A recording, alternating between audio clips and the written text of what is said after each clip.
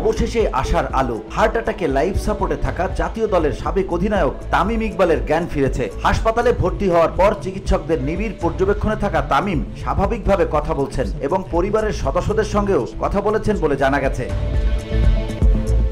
Dhaka premier লিগের match চলাকালীন হঠাৎ অসুস্থ হয়ে পড়েন তামিম। পরে জানা যায় স্বল্প সময়ের ব্যবধানে দুবার হার্ট অ্যাটাক হয়েছে তার। চিকিৎসকরা দ্রুত এনজিওগ্রাম করে হার্টে ব্লক শনাক্ত করেন এবং সফলভাবে রিং পরানো হয়।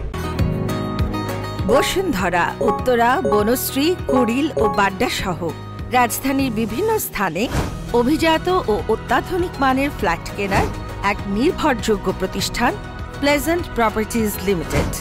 তাই আপনার স্বপ্নের আবাসনের জন্য আজই যোগাযোগ করুন।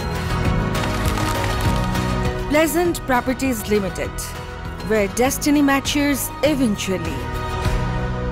এই কঠিন পরিস্থিতিতে সারা দেশ উদ্বেগের মধ্যে থাকলেও সর্বশেষ খবর অনুযায়ী তামিমের অবস্থার কিছুটা উন্নতি হয়েছে। সিসিডিএম সমন্বয়কারী সাব্বির আহমেদ রুবেল জানিয়েছেন, জ্ঞান ফিরে পেয়েছেন তামিম এবং তিনি পরিবারের সদস্যদের সঙ্গে কথা বলেছেন। VOD Bangla news desk.